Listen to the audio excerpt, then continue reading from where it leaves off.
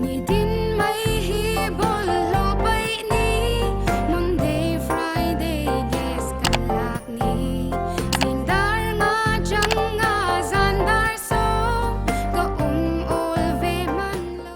sain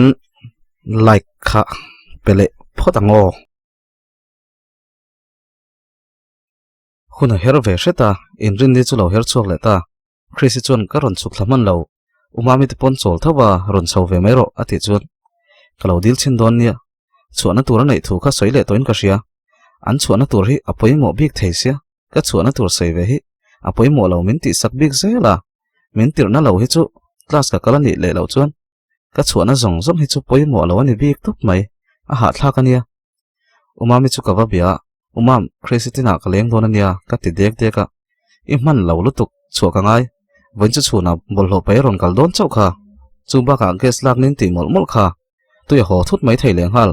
chung zong zong chu in ha ngai ati chun e he in rin ni te hi chun class in kal lo min om pui vela ti taw de chung chun ka tia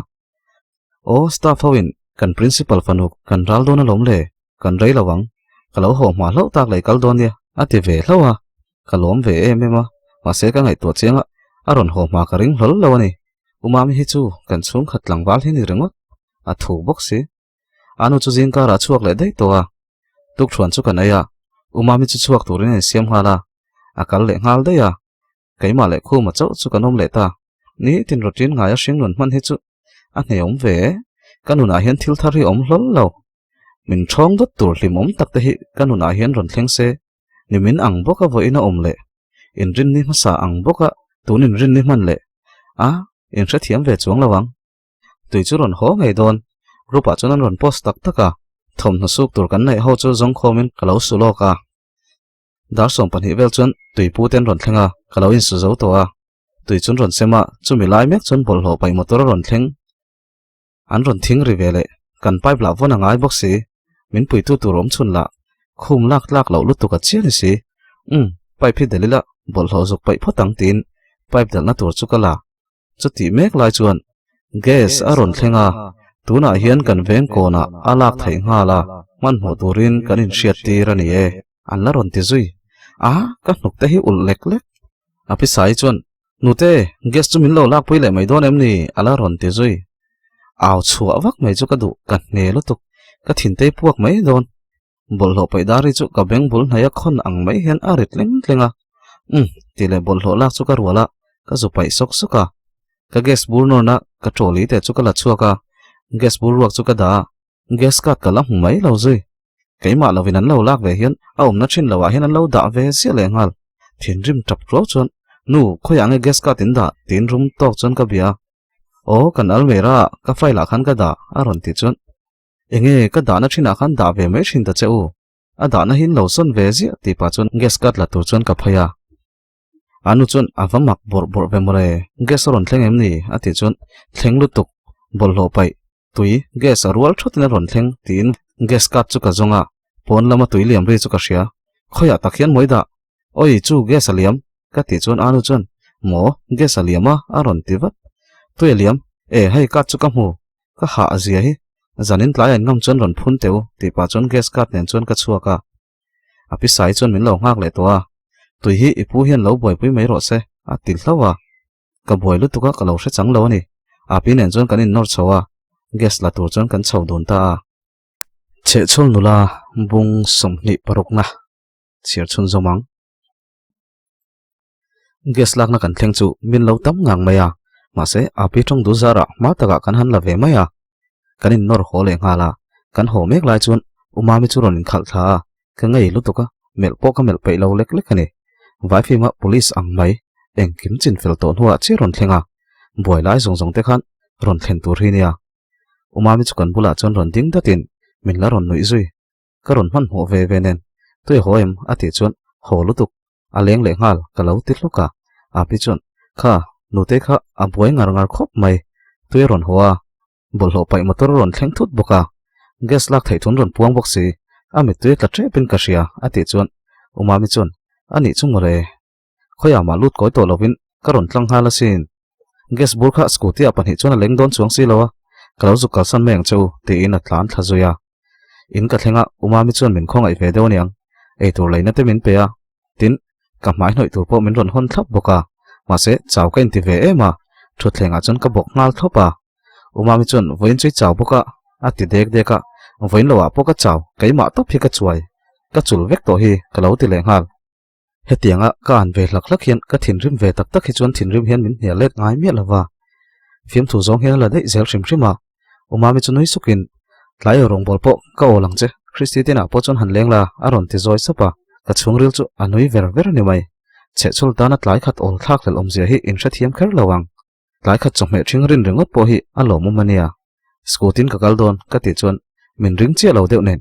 I han che sual ve lang e ati muang chara mani pon bazara anu ka han hruaya ka che sual lo kha chu lawa min rin lo zel chun ka konfi theinang ti in ka kar ve tlata phalchi lo deuh chung chon ani le phim khur deun han kalang che in rin ni phai hi chon vai wa kan tam si tin scoti man po chu phal hlo mai phur tak chon ka thawa umami chu ron nui deuh thutin len don chon ewa chaw le to lo ve aron ti kher ka han chaw le der vela ka nui ringot kan ti fai sok soka kan siam zo ka chuak chu umami chu ron hoya ti khan em ni kal don in thuam du dan te hi anu lo ve thin se engponi se ron ho har song che ti in chabi chu min pe a phur tak chon ka chuaka Christi chu ka kol ngal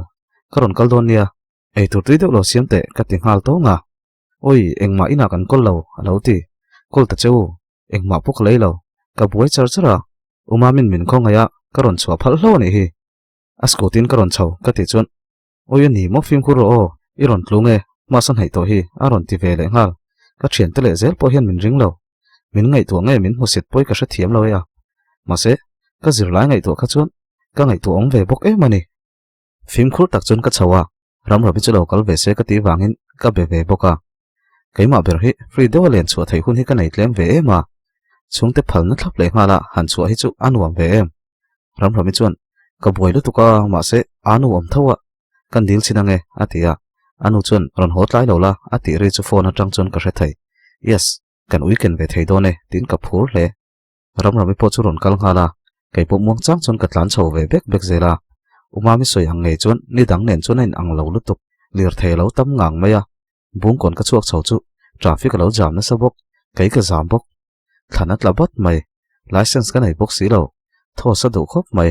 ka ma mi chu atol le hret thina arwal chon ka tol ve le a mi chu ka tai palanga ka ma mi te chu ka su palang ti ngot ka ngai toin ka hlawani ma se eng tin tin ma boi lo chon ka chuak ve thei sha ma kan veng hlui chu ka thlenga ka van kal khat tak kan veng hlui chon kalunga tileng tak zetani puzo le na colony pan thlak na penga ka chuk don chuan chaklam school chu ka hoi chawa ka ding wangwanga thon thu hlui chu hril non lein ka omani ber mai norini lo sei lok ang nge chuan kan mangai na thon thu zia tan na thingkung po chu an lo kit towa chungte chon kalunga tilengin ka mi tui lo nam triam triama thok la halin ka hoi sona kan colony lam pan chon ka chuk ta ni scooty chu ka park fela umami scooty park na thin nge ya chuan ka park ve ta thlape himdam taka ka in khal thleng chu ka lom top ma se hole lam molani ka ngai to le ngal ni ka hu phur lok top pona tang chon Christi chu ka aw ngal lung lunga norini chuan tun ma ti thin dan bokin chothinga lo phau le dal to a chothin ka seng sak ngun thin zia kha Christi chuan ron lut mai mai te I ron kal kha je hi inin ka ron kal ngun ngun nen alo ti nga zot zota in chung chu kan luta kan ha thok pai lo ka han bi rup na thin ber khani ve a ka ngai ro top ram rawin ron bia chem ka ti nga la bia e ka ron thleng tre pati a za thei lo zia chu drinks lo lei ru weekend a ron ti ham ham ati chuan hei umamin ei tur leina min pelom tun tum ka ron chuak tur chu min duat top a ron thlen huna kan lei ho don nia a ron rok leng chu sikhara ron nga hlenga chu zom chu ni mai tia kan soi lai lai chuan a ron luta min lo rel reng reng su traffic jam na sul tuk engtin ngein khal thlen ve thei jok ala ron ti zui ka ngai dar ni vak lo min ngai thiam thei lo bik lu tuk mai ama en chung chuan irin ain ka thiam tong o nakina kan lane race do nia kan pathumin rider nia vlog ve dai mai te hinia ka du ka ti chuan oi bon nom ti lo mai ro ti nan pan hi chuan an nui du na in over guru karil tram thil chu han lai ango ka ti chuan rami chuan ke chu som nga ba ka nei lo za ka ron neya sikhar ka ron lai dai ati le tak tak sikhar ri om lo se chu asa far thayang ma se ke ni po hian kan muam sak ve le cheu thowa a poi lo mai kan pathum chuan dora chuan kan chawa Pafela dorpo kan mule talo kan han lut chia chu Pafela chuan ehe kan naute po ron thlenga ni hi evan chir ve in vengi ngai lo ni kha kan venga lo om le to mai ro alo ti le ngal nia ka chera niang kok le spicy 3x pathum vel chu kan la tel boka mukbang o tin kan in rot phura thak kan ngam lo hlom sia ma se mi tiang ti ve te hi nuam ve a kan chu don chan Pafela chuan kha nui I cher e mai in ei thawi ma moni kha ti in frozen food chami chicken nugget chu min ron pe hlawa ka van lom tak heta kom lai khan Sunday avoksa kan melo chuan ka han lei ber thin khania alo la hrenga ni don hi Pafela chairman ti chu ka ngai dam hal tha I chairman ron ti le rengot thin ho hian Pafela ti ang tal hian min ron ti thin se a tor dan po ziom deuh tur kha I cher e mai chengza te hi ron ti tal se a thoka phita I cherin ti le ri ngot zel I chairman ti tu tam tak hi chu an pian hi ka ot lo ve Chrisite bula chuan in ti nei tu tokin kana get ton chu kavora rami chuan vor su I thau ve chuan a thari layang alo la ti ham zui zana hi chu kan tla cham ve tlang ani Chrisite in kan suklu tor chu nurin chuan min ron mu oi nu te I ron leng alo ron lut koi te che inin la sang lutuk a ron ti le to lu ka tum renga min ron mu man hei ka ron thleng chia ka ron lutang ka ti chuan nurin chuan min ron tlo hin tum reng lo ipi le pu po ka han huwa an thin rim kha so mi le lan lo hi chuan mi po hin tha chang lo mami hi chuan min ron tlo zia ati kha ati chuan umami te chu an tunu bi kania ka ti zoi deuh supa a pi le apu ka ti hi kanin lu ama sak ber nei tu te khan nia ke chuan biak dan vak hi ka thiam ve lawa nurini chuan ka du ai mai min ron huwa ka lu nge chu ngai don ani pamwa ka te na po lu ka du pamwa ka po enge an tak zel kan kal khat sia nurini te na chuan ka han chawa pamona chu lawom lawa na kala niang nurini chuan I pamona te nen pon kan ngai ve cheu nen inin hluilam te kan hoi thla kan mi tui te tla lo cheu ania inu ho hian biak lo chuan biak po hi min tum lo inin du lutuk mai tina ring ha zunga soi ve na hun po min siam lo reng a du to ka soi zon hu chuan nia ke te chu ka chuak man vak lo shim a anu hi chu ina po kan mu khat lutuk ka ti chuan ani ve tho mai engei ron tia ati le nu noa ke chuan hei ka sam ka ron tan tir don ka cher lutuk hi umamin isam tan la zia mayang atia ka ti chuan nurini chuan I tu yom mai a ti khani mel thalom ati vele buai thak e ma se tan ka tum to laklo kan veng dor kai te pon tan turin min ti chu lawa kan opan laya ka put bak kha sam to hi kala pule tami alawa putanom zo karina wangin han tan chin shim chu ka chak ve renga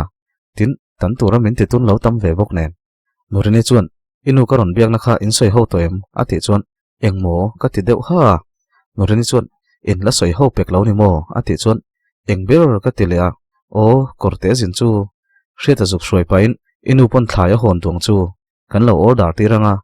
ruati te nu pan kan kal lam man tur le holam man tur chu kan tum vekang an ti le ngala an pa ho sa ati chuan ani mo avan thave anu chuan a soya ma se thanem ngai hun lai takania ka ti chuan nurini chuan adik ve khopang bazar nu ni hi chuan mas don le inrin ni hi chu thanem ngai hi na ve thin ema kan lak ve lai hi ni ve reng boka ma se arei don chuang lawa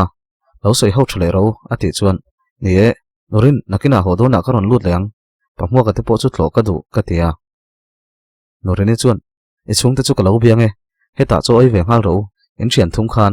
thiana kan bianga voksar ep ngai kan leiti range alo ho har don hlei nem iron len ve chuna engma mi ron kal ve hi chu mi po hi ron tlo du lawa ani chuan inu sang te kho chu a tlo zuk renga keini hi a hela kan tangzia ati zom zata nang te chu kan nau te nia atia adik ve reng a thing pui in tur lung tu ami rel na ber a in nga pui tam ber kan hi ve a angai po min ngai veang ka ngoi wanga ma se nurin anu ten an phal lo nge ka ti chuan ka dil te chuan an phalang keiman ei rong po ka lo bol be ka nge atia pamona chu sa chu cha ngal tak kalal rama ka ho hi ni ringot pamua ka te na chuan zuklu tila enge momin pele mai thei ti ta chu ka ngai tua nurin chuan phone chu mang zawa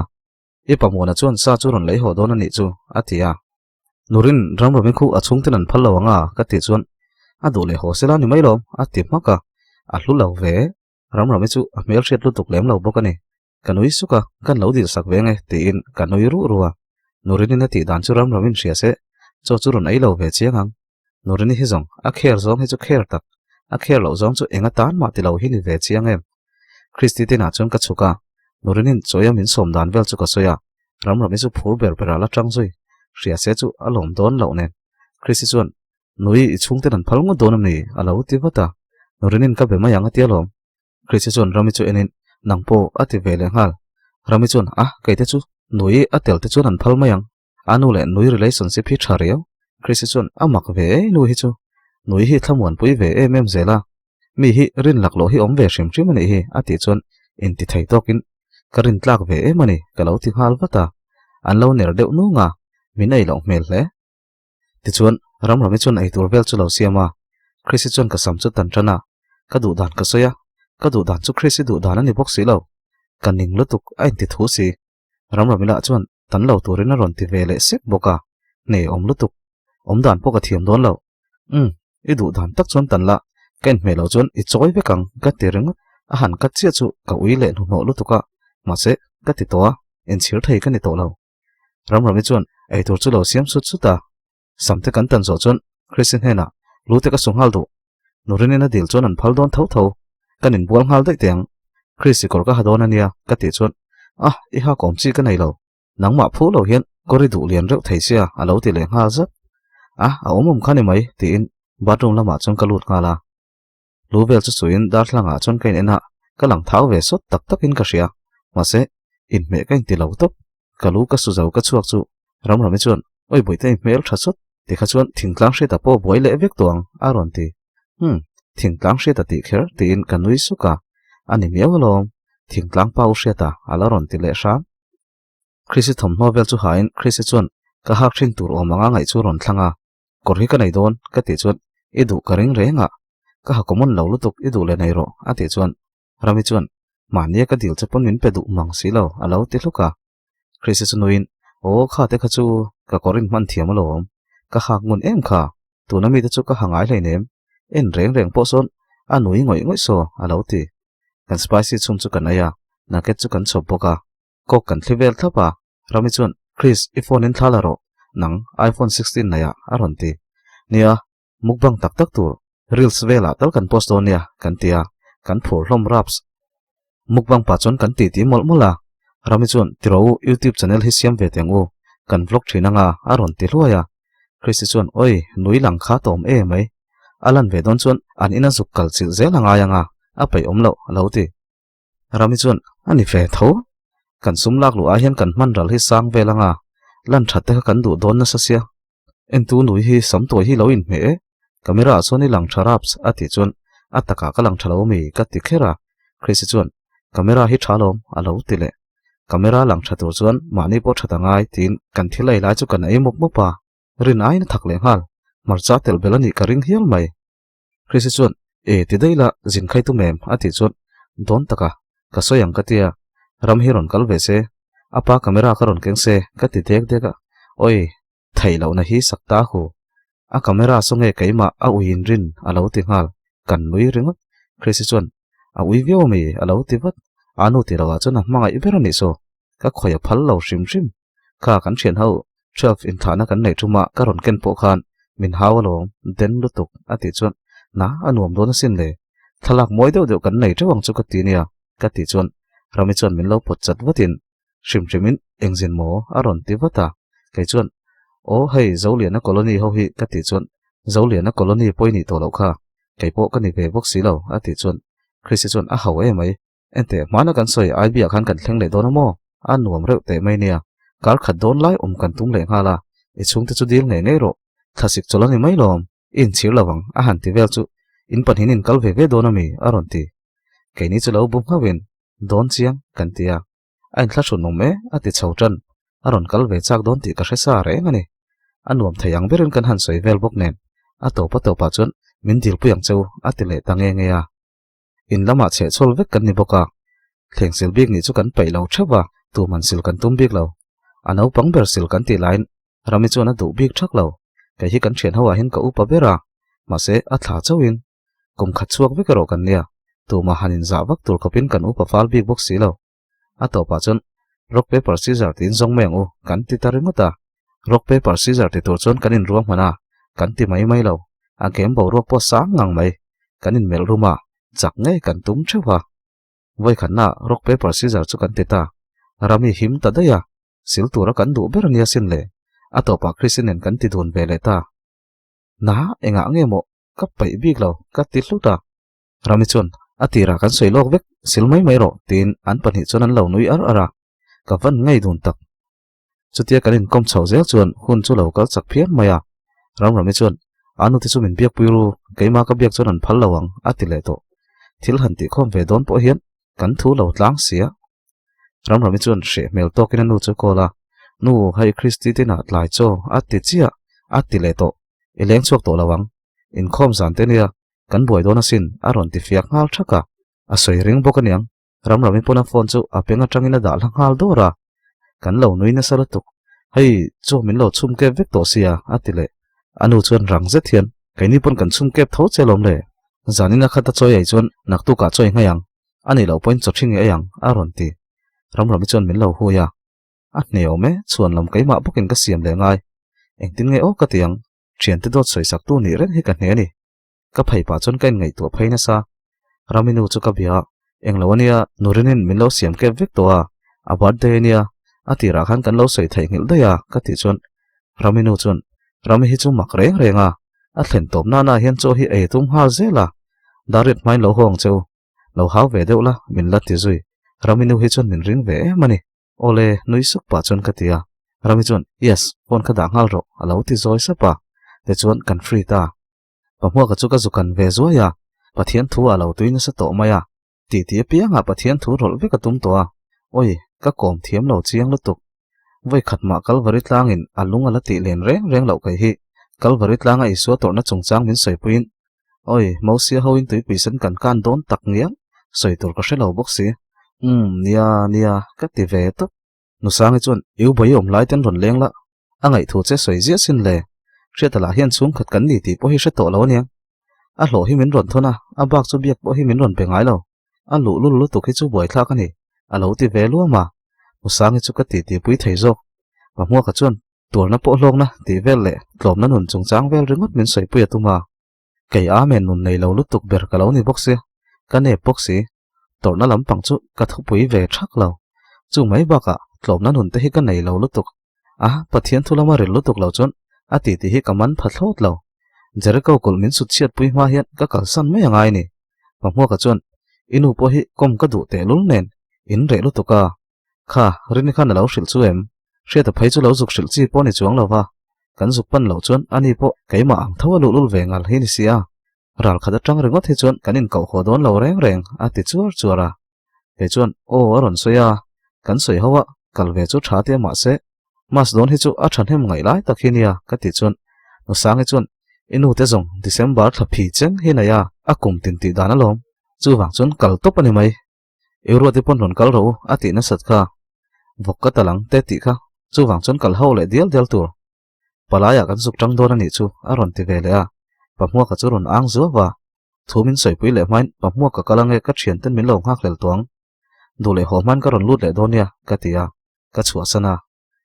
khai ka kom thiam zong ani thak lo lo ti le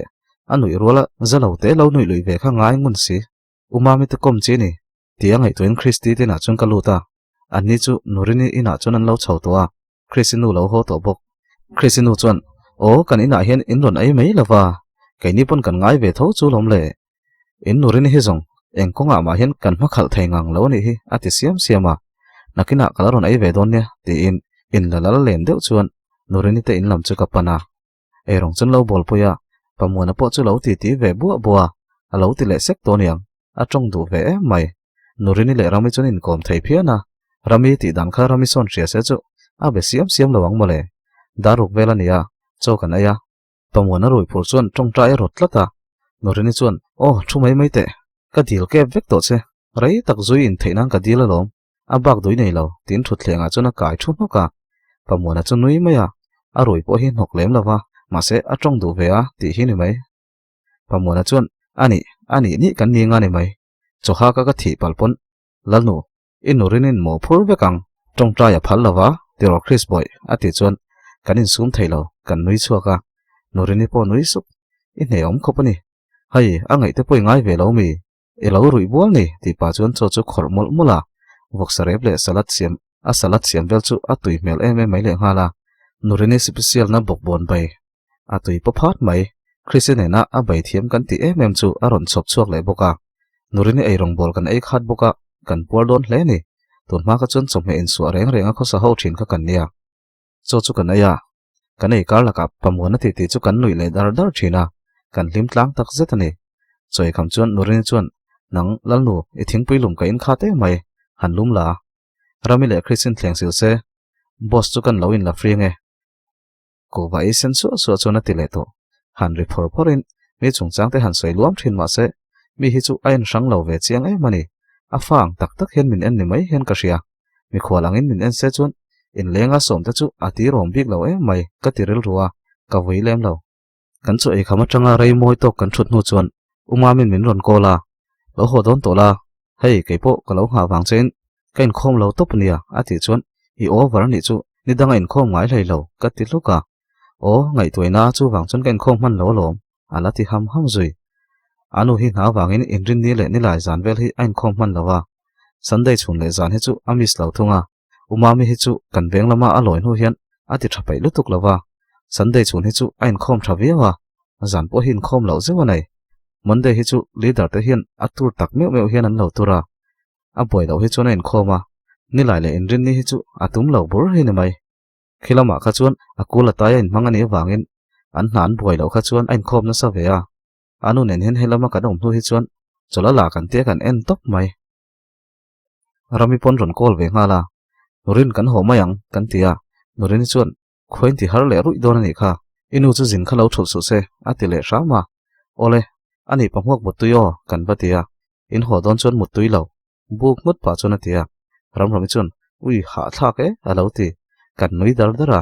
pamona chuan in va in mutui lo atia kan pathum chuan ole nang po mutui lo le kan ti vea kan nui dar dara Christe na chuan kan chuka ka thom no te ka lak nu chuan kan ho tor chu u boi ron holam nen kan in tok lola u boi chuan ehe nui i ron leng lo ka om lo lai takin a ron ti luama ni ai lo om lawa inina pok ron kal mole ani chu in ho do nem ni ati chuan hei chung ten min lo kol to a ka tia u boi chuan o han riak mai la kom che ka du mole ati zoi sapa nia nakina kan len kom don nia ka tia scooty kan la chuka u boi nen point thlain kan chawa Chrisi chu kong pui thleng min lo tharo kan ti tala wangin a pai lo chung kan phur chawa kong pui kan chuak chawa school ko zol ka mu chon ka pel thaingang lo Chrisi le rami kianga chon tiru reilo te han cholang u ka ti zoi sapa an ni chon a fan ho chung ten min haw nge an lo ti ve ve a kan reilo wang ka mu zoi chak ka ti tleta wangin in zui chaw ve maya school a chon kan lu ru le a ma nang khan ma se toy motel to lo thunga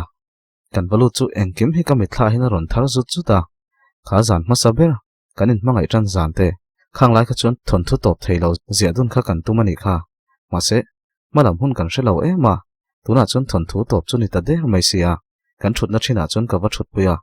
hun rei tak nuwa ti tak zeta ka lung len le ma sak ber ni hi lang rami chon enge i kal chak na mun te tlat chuwa ati chon ka ngoi wanga ka chil ka lem khala Chrisi chon a sha thiam dewin ka ria an pan hi chon min mel kara helai huna hian first kiss le last kiss a thlenga thon thu in tran na le thon thu top na huna ni hi ka te zoi sapa an bu ngau ngawa thil chon sha thiam tran nin ka ria rami chon u hria tanen mo aron te zoi sapa ka boringota kan vai chon kan mut chu ain thak ngal vek ni mai hian ka ria nia keipo ka chung rila kho harna mangai na wanga ka thinlung ser adam toy mo ka ti chu aron na thar le me kan isia kan thut na bula thingpung te chu helai thingbuk noya hian in mangai takin mi pani te kha anin mu thina suang to na le du thu sam tam tak nen tuna chon thon thu zong zong chu top towa kan bul tran na chu thingkung ngai po chu hei alo nung to lo ni hi ka ti chuan rami chuan na ka mu ti thak vek ka mi tui ti tladon ka mi thlan ka mu cheu ta hian u hria tangoi ngalina thunga nangi tong zet zetanga in kutinin vuan velanga in hanin fop velanga oi alung len thak do ne ka hre thiam top ati chuan Chrisi po lo bu ve ngau ngawa ani hi chuan helai story then khathi chu a hre ve nuala rami chuan ala hriat ve vak lo wangin kan hun ton engkim chu toy fel dewin ka soya helai tanga thla le rc kan thir dun thin dan te chu ka soya atop zan kan mangai na thon thu kan ti top zan ka soi thenga rami chu lo in sut fe ni le ro korte a chon kan vain kal tur bial nu lo nei to ni point kan chu sak makang atia kanui suka thon thu then khati chu season 1 ngai nom takina topa season 2 hi zia zom le khel tla ka ni to thin lo lom a ma tluk to ngai lo engki mangai put to thin ka ti chuan Chris chuan in la rila ni chu a thon thu tam tak season 2 ngai nom tak taka tam e mai a lo ti muka kan mu ten thak chho le to a anu ten mun rot kol le boka ti chuan in ngai tak chuan kanin ho san ta ni sheta POV engma diklo na kanai lo tin shet nu chuan ko te lama chuan kom heta umami te no pa pa min na to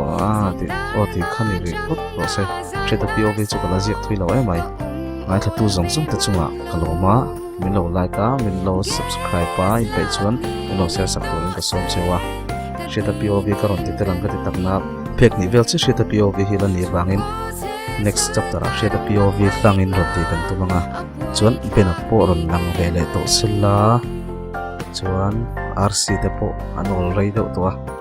thon thu hi ka duwa hin chang tu te ka da ne ma ka buai deuh te ka ang ni pon thu ron te po min lo pero in tu chuan bong vek thai khir don em chu ka shela ba eng po ni se kalo ani